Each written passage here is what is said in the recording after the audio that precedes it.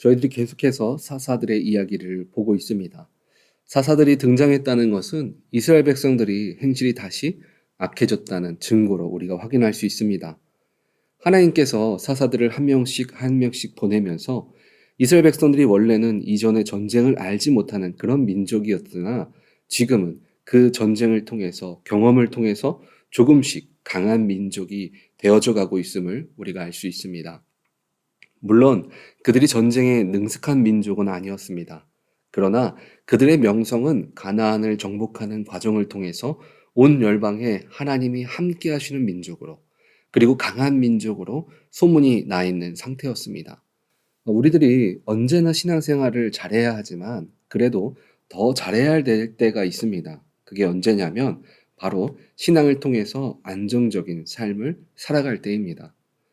이스라엘 민족이 노예 생활을 하고 먹을 것이 없을 때, 그리고 그들이 아무것도 의지할 것이 없는 광야 생활을 할 때만 해도 그들은 말씀 가운데 깊이 묵상하는 삶을 살아갔던 민족입니다.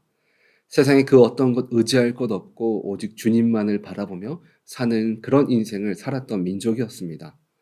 그리고 어려움에 처하면 주님께 구하는 삶을 살았습니다. 그렇게 하나님의 뜻을 늘 구하며 승리하는 삶을 살아가다가 그들이 하나님의 명령에 따라 순종함을 통해서 평화가 찾아왔을 때 이스라엘 백성들은 자신이 지금 누리는 평화가 하나님 때문이라는 것을 잊게 되는 현상을 사사기를 통해서 우리가 볼 수 있습니다.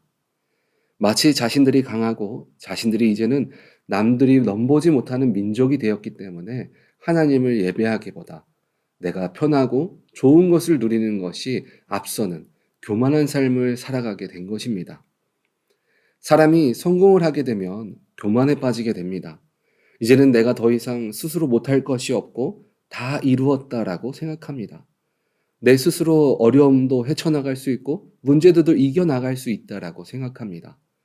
그래서 주님 앞에 기도하는 것도 예배하는 것도 우리도 내 자신이 모르게 점점 소홀해지게 됩니다. 그런 연약함을 하나님은 너무나 잘 아셨습니다. 그래서 사사기 시작 부분에 이 사사기 2장 23절의 말씀을 보면 하나님께서 이렇게 말씀하십니다. 우리를 어려움에 빠지게 하는 이방 민족을 여호와께서 속히 쫓아내지 아니하셨다라고 말씀하십니다. 이방 민족을 일부러 남겨놓으셨다라고 말하고 있습니다. 그런데 사사가 등장하면서 이스라엘 민족이 더 강성해지고 그 인생의 전쟁의 경험이 쌓이기 시작합니다. 그래서 다른 나라들이 넘볼 수 없는 강성한 나라가 되어가고 있습니다. 그런데 하나님이 남겨놓으신 이방 민족 또한 우리들의 모습이 강성해진 것처럼 똑같이 강한 모습으로 나타나는 것을 우리가 오늘 본문 3절을 보면 알 수 있습니다. 3절을 보니까 야빈 왕의 철병거 900대가 있어 20년 동안 이스라엘 자손을 심히 학대하였으므로 이스라엘 자손이 여호와께 부르짖었더라. 우리가 하나님과 동행하는 삶을 살 때는 변변찮은 모습으로 전쟁을 임하여도 사람들 앞에 가나안 땅에 처음 들어갔던 이 여호수아와 이스라엘 백성들의 모습을 믿지 않는 자들은 이렇게 말했습니다. 여호수아 2장 9절을 보면 기생 라합이 이스라엘의 정탐꾼을 보고 이렇게 말했습니다.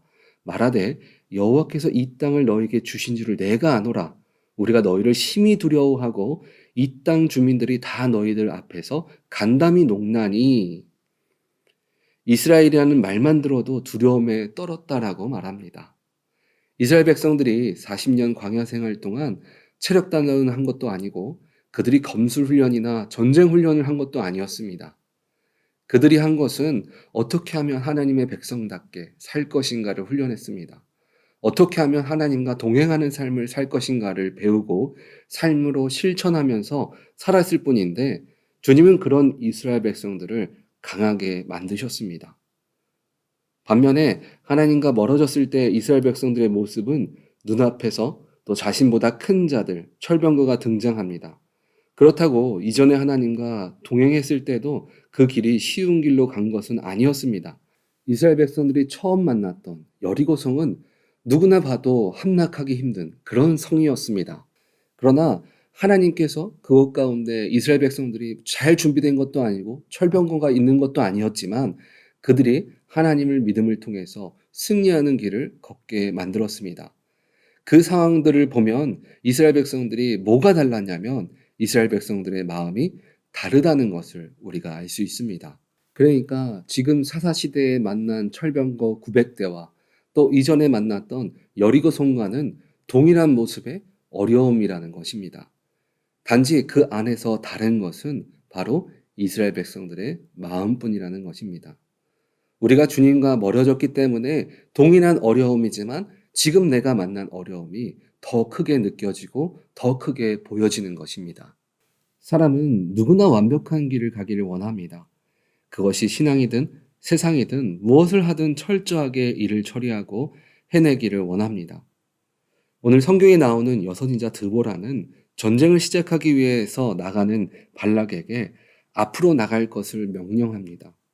그때 발락은 전쟁의 승리를 위해서 자신에게 명령한 드보라에게 이렇게 이야기합니다. 본문 8절을 보면 발락이 그에게 이르되 만일 당신이 나와 함께하면 내가 가려니와 만일 당신이 나와 함께 가지 아니하면 나도 가지 아니하겠노라 하니 발락은 전쟁의 승리가 만명에 있지 않다는 것을 알고 있었습니다.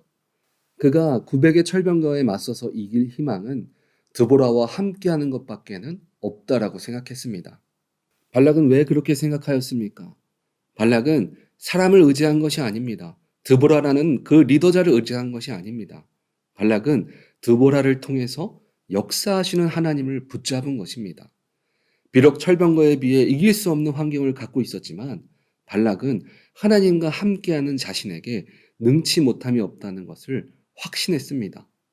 그래서 드보라에게 이렇게 얘기한 겁니다. 당신이 가면 나도 갈 것이고 당신이 함께하지 아니하면 나도 가지 아니할 것이다 라고 이야기했던 것입니다.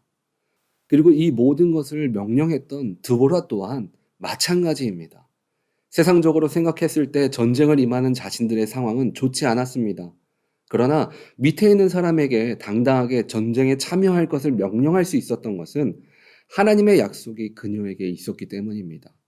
나의 방법이 아니라 내게 주어진 만명의 병사가 아니라 하나님의 약속을 믿었기 때문에 그녀는 도전할 수 있었습니다. 누구나 사람은 완벽한 삶을 살아가기를 원합니다. 그리고 실패하는 인생보다 성공하는 인생을 선택하길 원합니다. 오늘 말씀은 그런 우리들에게 성공하는 인생, 세상을 이기는 능력이 우리의 힘이 아니라 주님과 동행함에 있다고 말씀해주고 있습니다. 우리는 믿음이 성장하고 자리를 잡을 때마다 늘 기억해야 합니다. 지금 내가 누리는 모든 것들이 내 힘이 아니라 주님이 하셨기 때문에 내가 이 자리에 서 있을 수 있다는 것을 기억해야 합니다. 그 모습을 오늘 말씀은 노예였던 이스라엘 백성들의 이름만으로도 벌벌 떨었던 가나안 민족을 통해서 그리고 10,000명의 숫자로 900명의 철병과 앞에 승리를 확신하며 나아가는 드보라와 발락의 모습을 통해서 우리들에게 전해주고 있습니다. 세상의 문제 앞에 내가 나아갈 길 앞에 혹시 막막함으로 서 계신 분이 계십니까? 우리의 힘이 아니라 우리를 통해서 일을 행하시는 주님을 붙드시기 바랍니다. 세상의 그 어떤 값진 것보다 주님을 붙들며 나아갈 때 주님은 모든 세상이 믿는 자의 길을 인정하게 만드심을 믿으시기 바랍니다. 그래서 오늘 우리 오렌지 한인교회 성도님들은 내가 살아 역사하시는 그 주님을 붙들고 나아갈 때 우리의 인생 가운데 역사하시는 그 주님과 함께 하시기를 주님의 이름으로 축원드립니다. 아멘.